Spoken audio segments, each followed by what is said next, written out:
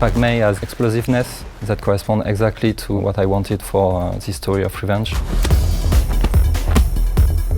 Pac-Man is ferocious, fast, powerful and accurate. And yeah, you have a lot of strikes coming out like this.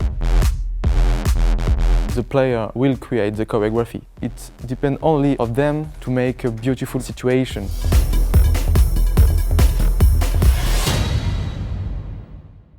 When I was 14, I went to China with my father, get back in France and start learning Chinese in school. So I find some master in France, but I didn't find the right master and the right style for me in France. So I went to China and I find Pac-Man in Foshan. And I start learning with this clan. The right master is Lao Wei-san. I wanted to be better and start to be one of the best. One day I became master myself. Most of Kung Fu we see, it is like what Jet Li is doing. It's like opera Kung Fu.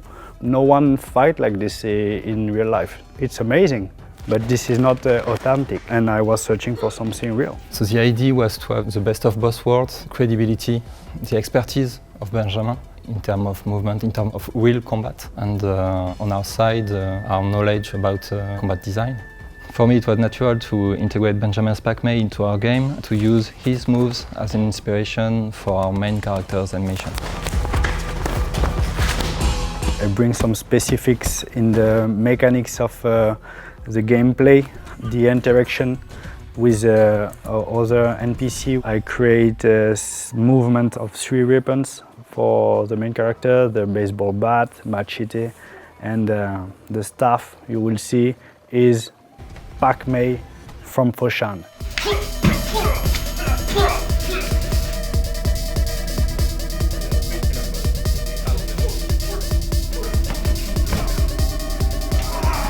I really wanted to have something very immersive, really cool on the screen, but there is also sometimes game design things that don't fit with this.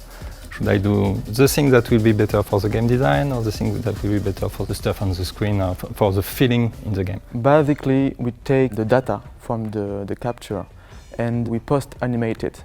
So we shape it to respect the animation direction and the style. For instance, we have to add real impacts. We better synchronized action, we add camera movements, we add camera shakes, we add viscerality. The player must be amazed on each finishing move he performs.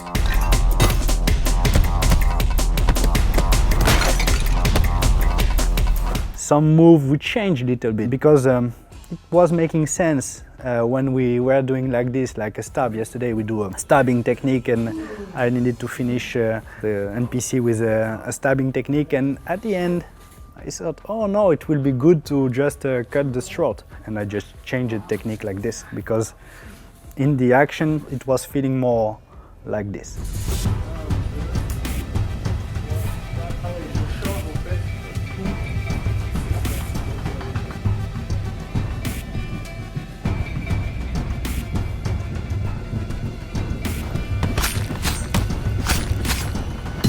I wanted to share with them not just the technique but also the cultural side. It's important for us to be respectful of the Chinese culture and to also show to the player little details for Benjamin or also for me are important in the life of a Kung Fu master or a Kung Fu student. After we have this picture of what Kung Fu really is, well, we just go deeper and deeper about this. Jordan say, okay, what about this Wuguan? Is it feng shui good?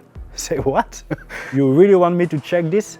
And he say, of course. So I start checking the Wuguan design. Okay, this door cannot be here, this kind of stuff. This is great that they go deeper like this.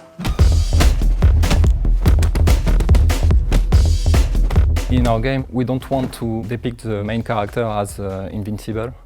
We want the player to have pressure, to be surrounded by multiple enemies. Any mistakes of the player can be deadly. And I came with 1 idea, 2 ideas, 3 ideas. Say, okay, this one is the greatest one, this is what we want, and we just move forward like this all the time. Actually, there are I don't know, maybe 160 moves only for the main characters. Each move was designed for a particular situation. It needs to be effective, it needs to be credible, and it needs to be beautiful. The player can, I don't know, just rushing and evade, but he can also kill all of them with style. That idea is the art of Sifu.